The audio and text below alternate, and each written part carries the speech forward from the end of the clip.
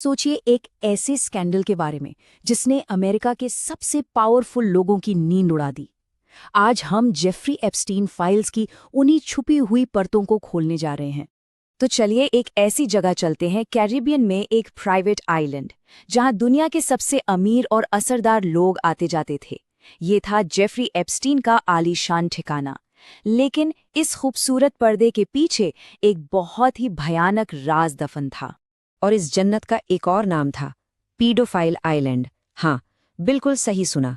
ये आलीशान द्वीप एक भयानक ट्रैफिकिंग ऑपरेशन का सेंटर बन चुका था, जहां नाबालिग लड़कियों को फंसाया जाता था, और उनमें से कुछ की उम्र तो सिर्फ 12 साल थी। तो सवाल उठता है, आखिर ये जेफरी एप्स्टीन था कौन?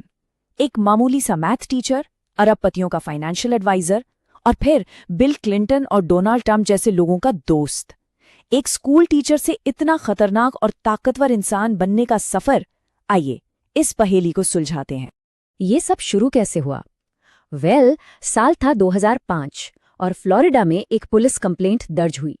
उस वक्त किसी को अंदाजा भी नहीं था कि ये एक मामूली सी कंप्लेंट एक ऐसे जाल का पर्दाफाश करेगी जिसके तार सीधे पावर के कॉरिडोर्स तक जाते थे। और जब जांच शुरू हुई तो पता चला कि ये कोई आम क्राइम नहीं था। ये तो एक पूरी सोची समझी पिरामिड स्कीम थी। इसका सिस्टम बड़ा सिंपल था। पहले एप्स्टीन एक लड़की का शोषण करता, फिर उसे एक्स्ट्रा पैसे देकर कहता कि वो और लड़कियों को भर्ती करे, और इस तरह पीड़ितों की एक लंबी चेन बन जाती थी, जिसमें ज्यादातर 18 साल से कम उम्र की लड़कियां होती थीं। जांच जैसे जैसे आगे बढ़ी, विक्टिम्स के आंकड़े भी बढ़ते गए। पाम बीच पुलिस ने शुरुआत में ही 36 नाबालिग पीड़ितों की पहचान कर ली। सोच सकते हैं, 36!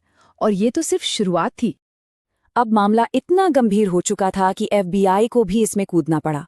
उन्होंने ऑपरेशन लीप ईयर नाम से एक जांच शुरू की और पूरे देश से सबूत इकट्ठा करके 53 पन्नों की एक रिपोर्ट तैयार की। इस रिपोर्ट में एप्स्टीन के काले कारनामों का पूरा कच्चा चिट्ठा था। अब सोचिए, इतने सारे सबूत, इतने सारे विक्टिम्स और FBI की एक सॉलिड रिपोर्ट। इसके बाद तो लग रहा था कि एप्स्टीन का बचना नामुमकिन है। लेकिन जो सजा उसे मिली वो सबको हैरान कर गई। सिर्फ 18 महीने! आखिर ऐसा कैसे हो गया?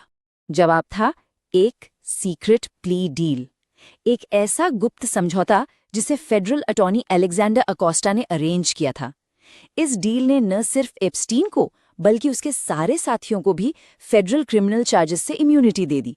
और सबसे शॉकिंग बात, विक्टिम्स को इस डील के बारे में कभी बताया ही नहीं गया, जो कि US कानून के बिल्कुल खिलाफ है। और सजा के नाम पर भी क्या हुआ? एप्स्टीन को जेल से दिन में 12 घंटे, हफ्ते में 6 दिन बाहर जाने की इजाजत थी। मतलब वो जेल में कम और बाहर ज्यादा रहता था। ये सजा नहीं थी, ये तो न्याय का खुला मजाक था। तो एप्स्टीन जेल से निकलकर अपनी आलीशान जिंदगी में वापस लौट गया। साल बीत गए और ये कहानी कहीं दब सी गई थी। लेकिन फिर न्याय, पत्रकारिता और मौत ने इस कहानी को एक नया मोड़ दिया। तो देखिए हुआ क्या। जुलाई 2009 में एप्स्टीन 13 महीने बाद जेल से रिहा हो जाता है। फिर लगभग एक दशक तक सब शांत रहता है। लेकिन नवंबर 2018 में मियामी हेरल्ड की एक जर्नलिस्ट जूरी के ब्राउन परवर्जन ऑफ जस्टिस नाम से एक सीरीज पब्लिश करती हैं, और ये केस फिर से आग पकड़ लेता है। पब्लिक प्रेशर इतना बढ़ता है कि जुलाई 2019 में एप्स्टीन को दोबारा अरेस्ट कर लिया जाता है, और फिर अगस्त 2019 में वो अपनी जेल की सेल में मरा हुआ मिलता है।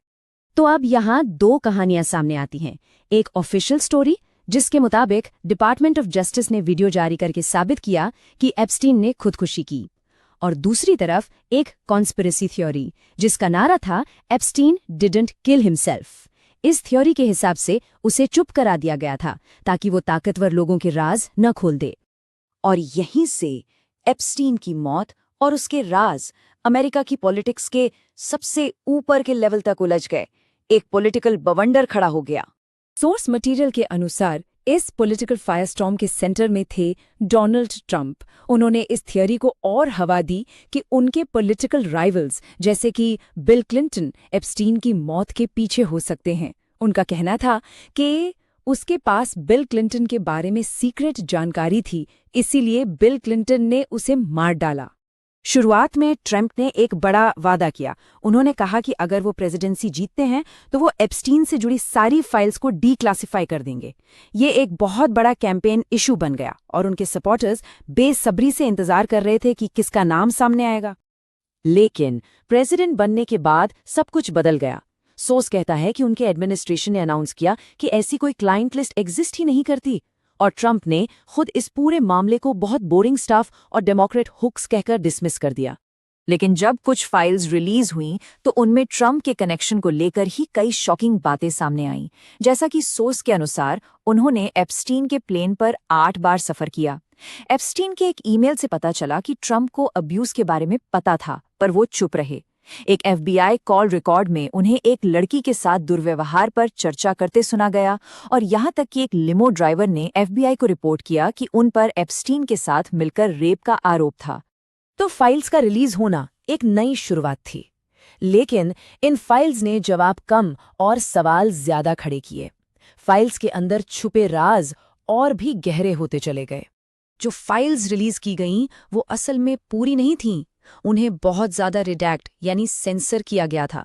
जहां जहां जरूरी नाम, डेट्स या जानकारी थी, वहां काले मार्कर से सब कुछ छिपा दिया गया था। पूरी लाइंस काली कर दी गई थीं। और कई मामलों में ये रिडक्शन इतनी खराब तरीके से किया गया था कि सिंपल कॉपी पेस्ट टेक्निक से छुपे हुए टेक्स्ट को पढ़ा जा सकता था। अब इससे सवाल तो उठेगा ही कि अथॉरिटीज आखिर छिपाने की कोशिश क्या कर रही हैं।